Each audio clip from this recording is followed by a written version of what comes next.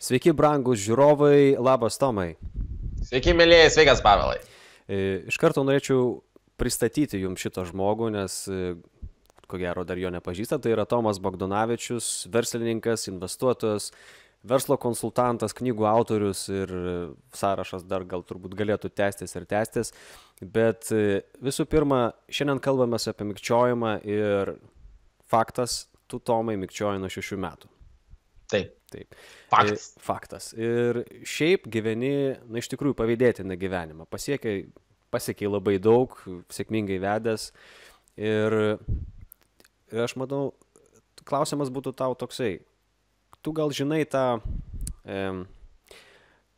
raktelį nuo tos spinos, kaip išgydyti mikčiojimą. Nes, kaip padaryti taip, kad jisai galbūt ar netrukdytų, ar jį išgydyti, nes žmonės visur akivaizdžiai ieško tokio atsakymo, kurie turi šitą problemą. Tai prašau, išduok šitą paslaptį. Labai geras pasakymas. Visi tie, kurie turi problemą, ieško atsakymo, kaip išgydyti.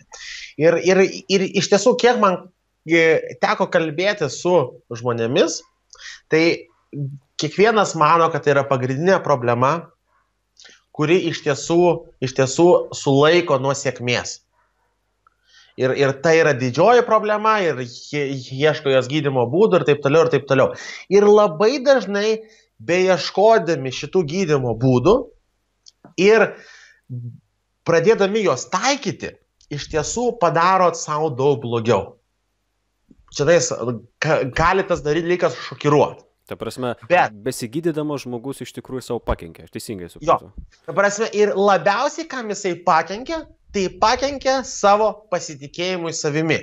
Kai jisai pradeda eiti ir klausyti savo simptomo šito, pavyzdžiui, mikčiojimo, jo yra daugiau, mažiau, ir tada visas pasitikėjimas savimi susiriša su mikčiojimo didėjimu, mažėjimu. Ir tada pasidaro toksai užburtas ratas, kad šitagi tiek vaikas, tiek suaugęs pradeda klausyti, ar jis mikčioja ar ne, ir pagal tai spręsti, jam seksis gyvenime ar ne. Ir jeigu taip, dar kartelį, aš suprantu, kai kartais sunku priimti tokio, nes aš kai pamačiau tą, man tai buvo tikrai, ta prasme, aš galbūt dar tą patį pasakysiu kitais žodžiais. Yra šitagi, kuo daugiau bandote išgydyti mikčiojimą tokiais visokiais būdais, kurie liepia, vienaip ar kitaip, ne tiek liepia, kiek atkreipia jūsų dėmesį, mikčiojate jūs daugiau ar mažiau, šitagi, jie užveda tam tikrą mechanizmą, kurį aš esu matęs ta prasme, jis yra pas visus mikčiojančiosius, kurios man teko sutikti, o man jų teko sutikti tai tikrai nemažai. Tai yra toks mechanizmas, kad šitagi kiekvienas mikčiojantysis, jisai sako, kad jeigu man taip sekėsi, nes aš nemikčiau, man taip nesisekė, nes aš mikčiau, man taip sekėsi, nes aš nemikčiau, man taip nesisekė, nes aš mikčiau. Ir tada užsideda didelis labai mechanizmas ir mikčiojimas tampa visų dalyko atpirkimo ožiu. Ir aš šitagi gyvenime, ta prasme, mano ėjimas prie mikčiojimo irgi iš pradžių ėjo per šitus dalykus. Ta prasme, aš tikrai išbandžiau labai daug mikčiojimo gydymo būdų, aš, ta prasme, išbandžiau praktiškai visą, kas rinkoje yra kaip mikčiojimo gydymo būdas. Ir ką aš pastebėjau, kad vieni man padėjo, kiti man pakenkė. Ir aš šitagi, beanalizuodamas save ir betobulėdamas, aš pradėjau žiūrėti, kad man pradeda sektis ir mikčiojimas pradeda mažėti. Man pradeda sektis ir mikčiojimas pradeda mažėti. Ne tai, kad mikčiojimas pradeda mažėti ir man pradeda sektis. Ir aš pradėjau galvoti, kame čia reikalas. Ir aš galvoju, kad šitagi tikrasis mikčiojimo išgydymo būdas yra jo peraugimas. Ir kas tai yra tas peraugimas, kur jisai, nes sako ir logopedai, ir, dabar šitą vaikams sako, kad gal vaikas išaugs, jis išaugs, kai kurie išauga, o kai kurie neišauga. Ja? Bet aš tą noriu žodį vadinti peraugimas, kad tai yra tam tikras asmenybės užaugimas, kuris nesusijęs su metais. Jis susijęs su tam tikrais vidiniais dalykais, apie kuriuos mes pakalbėsime. Jūs galite užeiti iš šitą tiesiog internete surinkite www.mikčiojimogydymas.lt ir jūs ten surasite tikrąjį mikčiojimo gydymo būdą, kuris padėjo man. Nes aš manau, kad jeigu galiu, aš gali kiekvienas. Tai šitągi, bet grįžtant prie to, kad šitągi vienintelis tikrasis mikčiojimo būdo išgydymas yra jo peraugimas. Tai reiškia, kad mikčiojimas tampa tik tai labai nedidelė kliūtelė jūsų gyvenime. Ne tai, kad siena ir jūs pradeda analizuoti, o daugiau mikčiojo, mažiau mikčiojo, daugiau mažiau mikčiojo, bet tai tampa tik tai mažytė kliūtelė, į kurią jūs einate. Ir tada jis savaime krenta. Jis savaime krenta, savaime jo mažėja.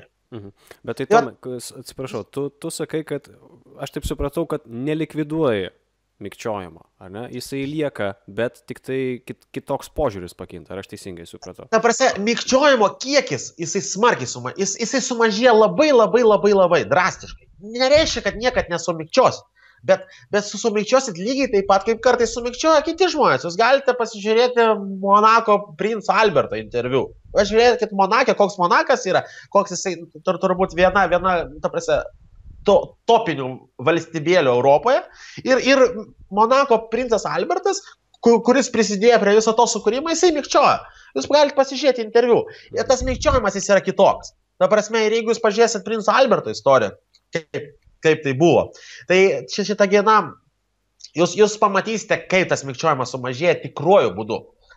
Per asmenybės augimą, o ne per tam tikrų pratimų, kvėpavimų ar dar kitokių nesąmonių darimą. Nes visi tie dalykai jūs daro tam tikrą blogą įtaką ir apie tai mes pakalbėsime.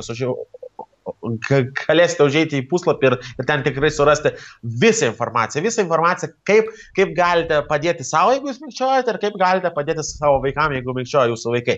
Bet ką noriu pasakyti, kad mikčiojimas tikrai nėra tas dalykas, kuris užkerta kelią. Jeigu mes pažiūrėsime didžiausi oratoriai, Winstonas Churchillis, tai yra, top oratorius, jisai mikčioja. Jeigu mes pažiūrėsime aktorę Marilyn Monroe, top žmogus, jinai mikčioja. Jeigu mes pažiūrėsime dar kitus, tas pats princas Albertas, tas pats dainingas Scatman John, kuris dainavo greit. Daug dievė kiekvienam taip kalbėti. Jo, daug dievė, kad kiekvienas taip mokėtų. Gal aišku, gal jūs čia nežinote, galite pasižiūrėti internete Scatman John. Turėkite omeny, mikčiojimas nėra tas, kas užkerta sėkmį kelią jūsų gyvenimą. Mikčiojimas yra tam tikras dalykas, kuris iš tikrųjų gali būti didžiąja varomąja jėga, kaip tai buvo man. Taigi, jeigu norite daugiau informacijos, įveskite mikčiojimogydymas.lt ir jūs surasite tikrai informaciją tokią, informaciją iš manęs, nes aš praėjau per tą.